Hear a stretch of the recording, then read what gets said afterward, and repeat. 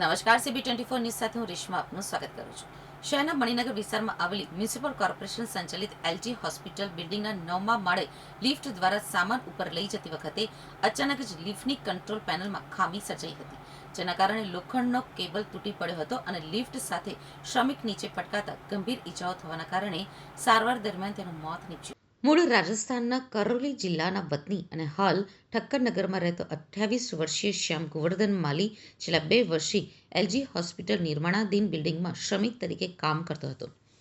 17મી જુલાઈએ સવારે બિલ્ડિંગના 9મા માળે લિફ્ટ મારફતે સામાન ચડાવવાનું કામ કરતો હતો ત્યારે જ અચાનક લિફ્ટની કંટ્રોલ પેનલમાં ટેકનિકલ ખામી સર્જાઈ હતી અને કેબલ તૂટતા શ્યામભાઈ લિફ્ટ સાથે સીધા જ નીચે પટકાયા હતા, જેથી તેમને ગંભીર ઈજાઓ પહોંચી હતી.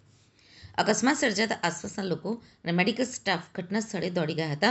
લોહી લુહાણ હાલતમાં યુવકને તાત્કાલિક હોસ્પિટલના ઇમરજન્સી વોર્ડમાં સારવાર અર્થે દાખલ કરવામાં આવ્યો હતો.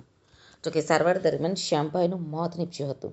આ ઘટનાને લઈને પોલીસે મૃતદેહને પોસ્ટમોર્ટમ માટે મોકલી આપ્યો હતો અને મણિનગર પોલીસે અકસ્માત મોતનો ગુનો નોંધીને વધુ તપાસ શરૂ કરી છે.